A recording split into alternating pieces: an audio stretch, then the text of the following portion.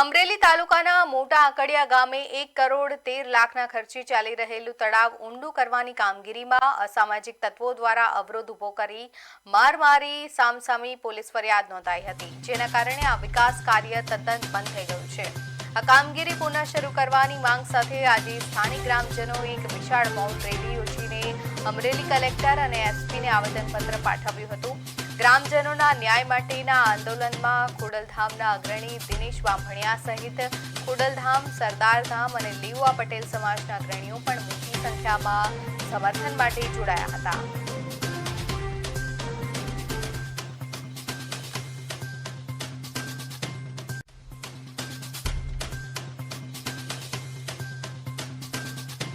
આરોપી બનાવવામાં આવ્યા છે તે ફરિયાદ તાત્કાલિક રદ કરવામાં આવે। એસપી શ્રી અને કલેક્ટર શ્રી બંનેને રજૂઆત કરીને આ વાતને રજૂ કરવામાં આવી છે, ત્યારે બંને તરફથી યોગ્ય કાર્યવાહી અને ન્યાય તરફી કાર્યવાહી કરવા માટેની ખાતરી આપવામાં આવી છે।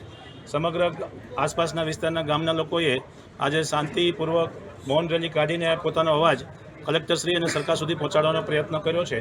ત્યારે અમે ગુજરાતમાં તમામ ખેડૂતો વતી એક આશ્વાસન પણ આપીએ છીએ કે જો આ પ્રશ્ન અહીંયા સોલ્વ નહીં થાય તો આને સમગ્ર ગુજરાતમાં ગાંધીનગર સુધી પહોંચે એ પ્રકારની લડત કરવામાં આવશે।